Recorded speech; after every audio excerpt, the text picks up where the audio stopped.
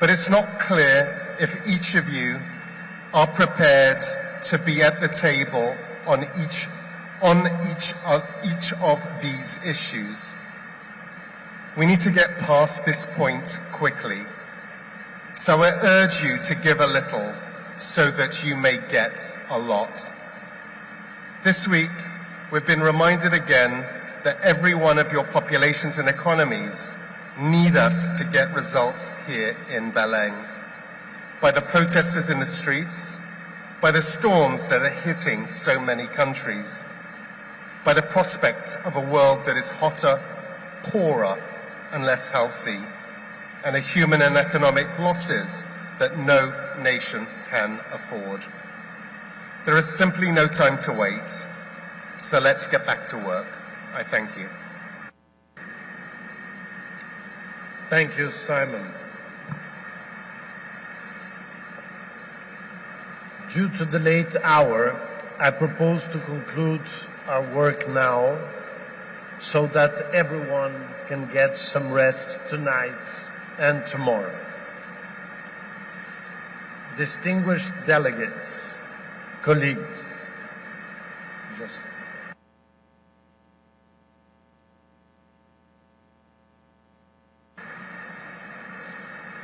Honduras, please. Thank you, Mr. President. Let me speak on behalf of CFRN to make a quick but important point. We need to leave Belém with a roadmap to reserve global deforestation by 2030. In accordance with the Article 5 and subject to Escalado support. All parties agree to all these principles to COP 28. Given this is an implementation COP. Here is the play, and now is the time. We are working with the parties on a draft decision text, and we welcome all interested parties to collaborate. Thank you, Mr. President. Thank you, Honduras. Distinguished delegates, colleagues, we have a lot of work ahead of us. Let us approach it with the same spirit of optimism, activism, flexibility, and inclusivity that has characterized this conference so far. Before we close, I would like to take a moment to thank our interpreters for their excellent work and continuous support throughout this session.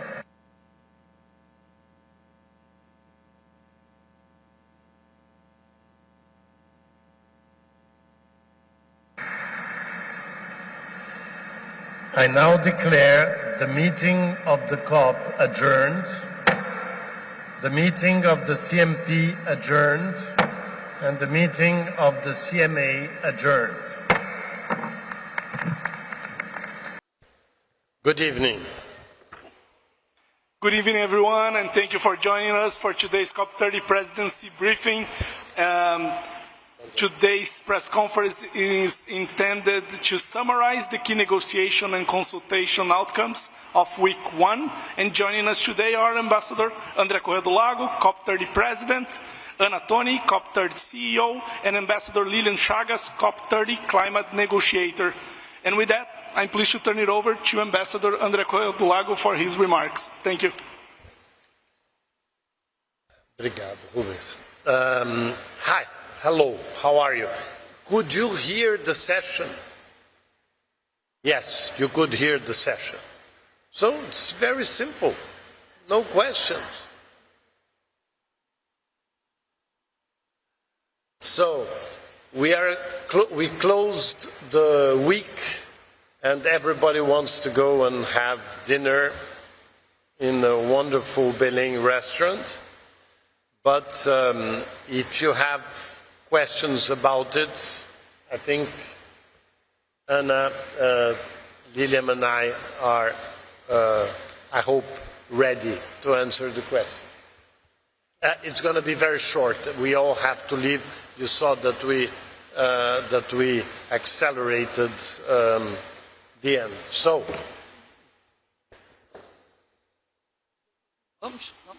So we go straight to questions. We can go over to the gentleman right in the front here.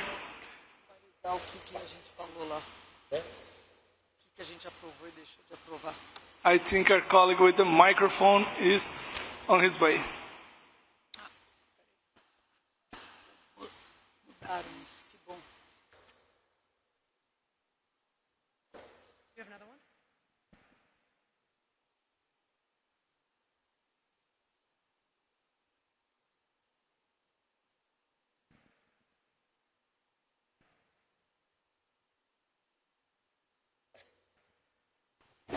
Just a second.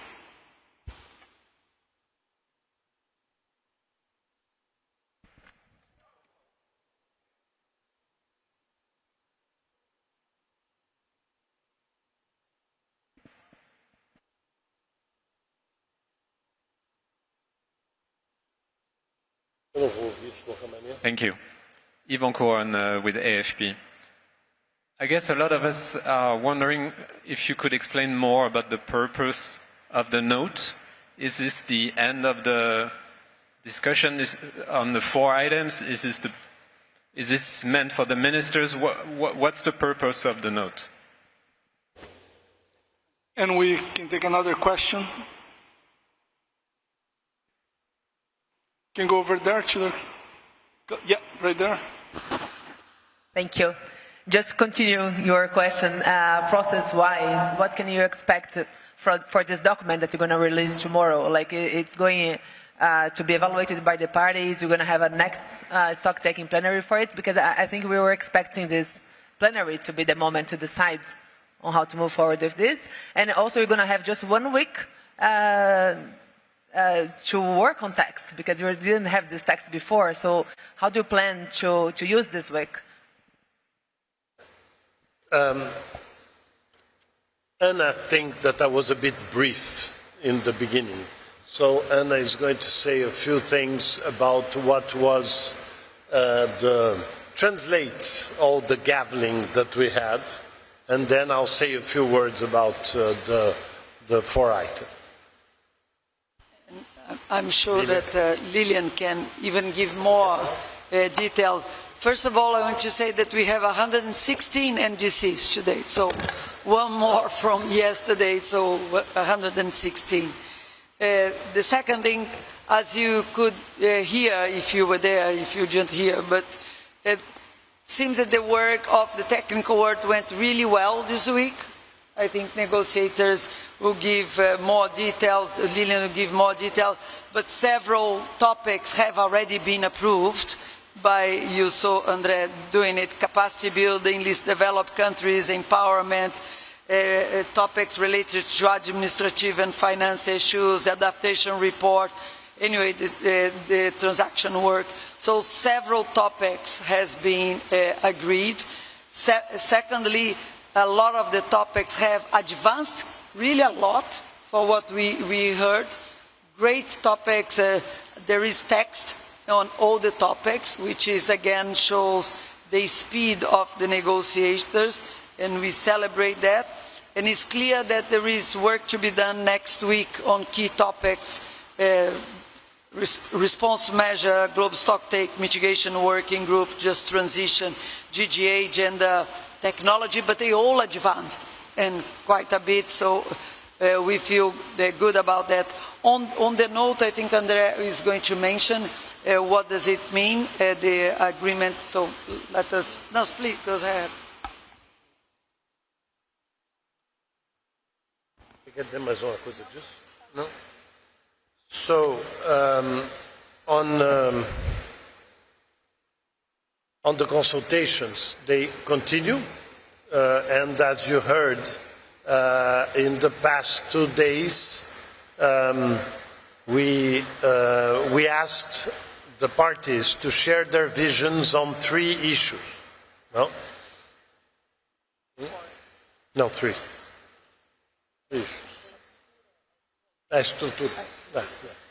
United in celebration of the 10-year anniversary of the Paris Agreement. The second is from negotiations to implementation, Paris Agreement policy cycle fully in motion. And the third, responding to urgency, accelerating implementation, solidarity, and international cooperation. And that's the text I read there. These three themes are meant to structure the discussion without prejudging outcomes, so we will continue. And the exchanges have been really very rich, and so we very much noted what the parties said, so we're going to continue in that line. Lilian. Hello, good evening. No, just to complement Anna and Ambassador, we passed the second test today. The first test was the opening of the conference with an agreed agenda that happened on the 10th of November, and today was the second test. It's shifting from the first week to the second week with critical material to continue work. As I explained yesterday, we, other than now the decisions that were already approved today on capacity building, on the action for climate empowerment, the decisions on least developing countries, decision on the Article 6.8 of the Paris Agreement about non-market approaches, and also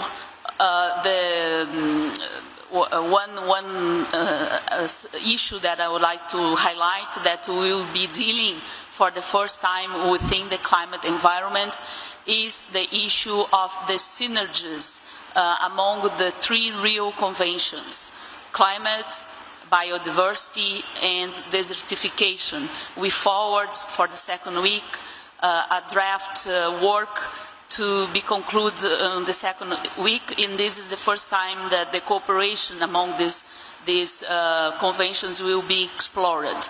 So other than these decisions that were concluded and approved today, 15 of the substantive issues, the substantive agenda that we have before us have been forwarded to conclusion until the end of the conference. And this is a really important outcome because it's not obvious. You know, there are many views about the issues at stake on adaptation, finance for adaptation, what just transition will look like for countries, all the decisions on finance. So it's not obvious to have agreed texts to continue work. So it was a really successful SBs, really positive technical phase of the process. Now we are entering the political phase, as I said before, and we put forward from the work this past week 15 topics, 15 agenda items with substantive mandates to be agreed, which we'll hope will be transformed into decisions in the end of next week. Yes, and by the way, we have to really thank Julia and Adonia because they did an amazing job as SBI and SUBSTA chairs. This makes a huge difference if we have a chair that is really very much committed, and they really did a great job. Now, next week we are going to have to work in the mutirão spirit. We really mean it. We want everybody to think of what we want at the end and try to build things together in the best way possible, in the most transparent way possible, and we feel that the delegations are very much in that spirit, and you could see that during the session there was a very comfortable reaction to having all this work going ahead in the second week. As you heard also, in the second week we're going to have a series of ministerial pairs that are going to help us with the political themes, and then we still have some technical issues that we're going to work very hard on Monday, but to report on Tuesday. That's what we presented there and was also agreed. Again, we are all complementing each other just as we go, but we will open to questions. I think if we look at the whole week, let us just do a little balance to where we are now, based on the 4 pillars of the presidency. So the first pillar was the summit, and we had a very, very successful summit before starting the COP. The second pillar was the negotiation, and you just heard the first week ends the negotiation, again, very successfully. The third pillar was the action agenda. We had every day press conferences telling you all the advances that we have seen on the action agenda, on energy, on transportation, on health, on technology. So again, I think we were quite successful on the action agenda for the first time. We have an action agenda, a whole area of the action agenda with the thematic pavilions there. And the fourth pillar was the mobilization, the mutirão. And we saw that the mutirão really worked, both inside of the COP as well as the outside. Today we had a big, march outside. We had the voices of indigenous people. So we feel pretty good about all the 4 pillars. It shows the engagement and I think the spirit of transparency and inclusion that was given as direction from President Lula to all of us. I think that was very much respected and also as an engine of the success of this first week. But obviously we still have the second week to go. So let us wait for the second week to see if we can continue it in the same spirit. We'll have time for another question here on the second row. Please. Yes, thank you. Hello, William James from Reuters. You mentioned that you have, you're going to publish this note. You've organised the discussions into 3 topics.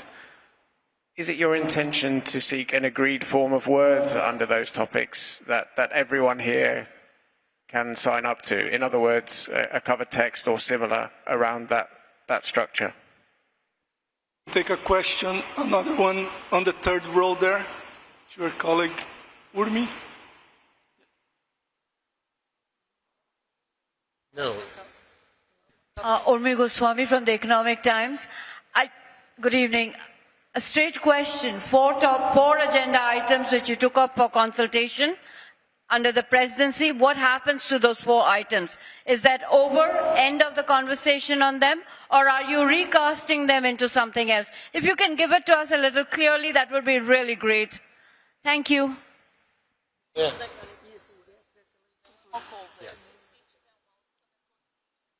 So, the 4 items were discussed under the 3 issues that I mentioned. And tomorrow we're going to publish our resume of the discussion. And then the parties will decide how do they want it to proceed. So we are really doing an exercise that is party-driven. The presidency will react to what they want to do with it, with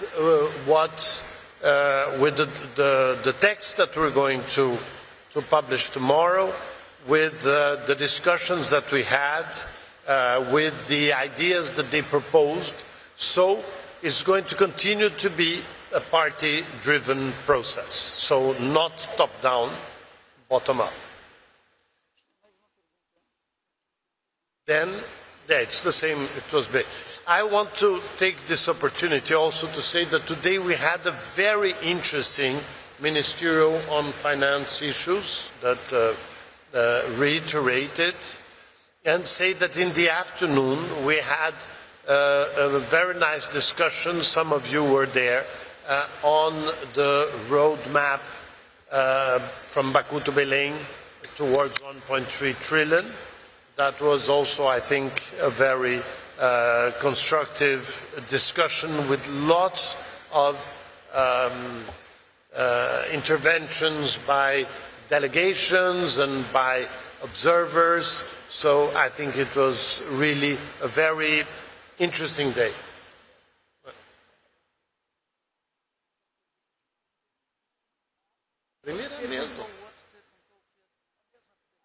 It was the same. I answered the two questions. No, I answered your question. More or less is quite okay. Come on. And I think we have time for two more. We can go over to our colleague in the front here.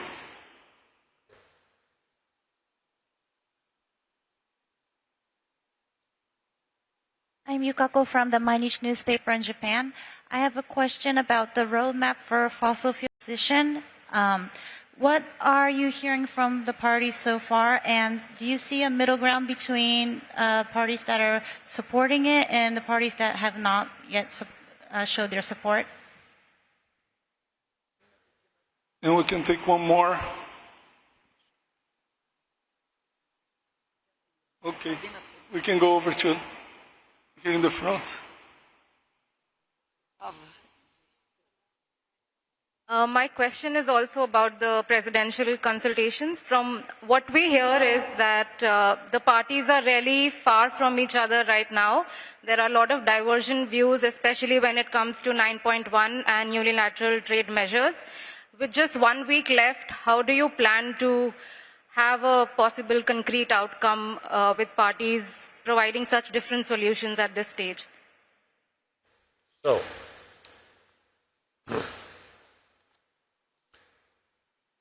completely different answers now, this time, of the first and the second. First, the second question. If you feel that the parties are far from each other, even more, you understand even more the reason why we need to listen to them and to hear elements that will bring them together. So again, this is the exercise that we're trying to perform next week. And we believe that we can reach much closer positions. Regarding the roadmap, in fact, the roadmap doesn't need to be supported, not supported, approved or not approved. It is a document that that in the decision, it just says that the presidents of COP29 and COP30 had to present the roadmap. We heard today, I think, very positive comments about it, but also very clear comments that this is not a negotiated outcome, this is not a document that has to be approved, this is not a document that enters into the negotiation as an element that should be taken into consideration. This roadmap was made for negotiators, for delegations to know about all the elements that we could raise during that effort. But I think that one thing is clear, is that we understood, and most of the interventions agreed, that we have an issue with data. We need more data. So we really want to have and continue with Azerbaijani presidency and Brazilian presidency to have a group of experts that will help us to really have better data and have data that can be agreed among the different sides. And I think that this is one of the things we're going to do early next year, very early next year. And we will also organize probably like 3 meetings to discuss data, but it's going to be something of experts that are going to put that together, and we propose to have a report by October 26, October next year. Water. I thought you were enjoying the roadmap on 1.3. You asked on the other one? No, the 1.3. No? So we have to be very clear on the roadmaps. I was talking about the roadmap for 1.3 that was presented extensively this afternoon. The other one, every day we bring the same answer, but now I even have the text here that I can read, what we have in our NDC. You want to hear it? Yeah. Did you ask for which roadmap? Huh? Fossil fuels.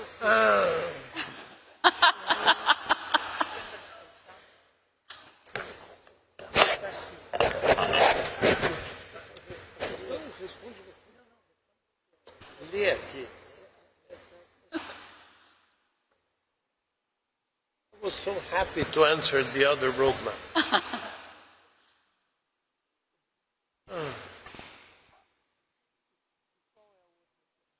No, I've already answered that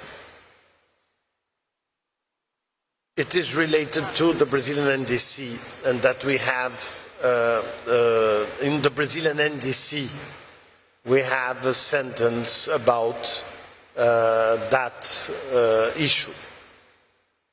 So, you want me to read? Yes. Yeah? No? No, everybody knows it. It's okay. So, give an answer. Give an answer. Yeah. Yeah.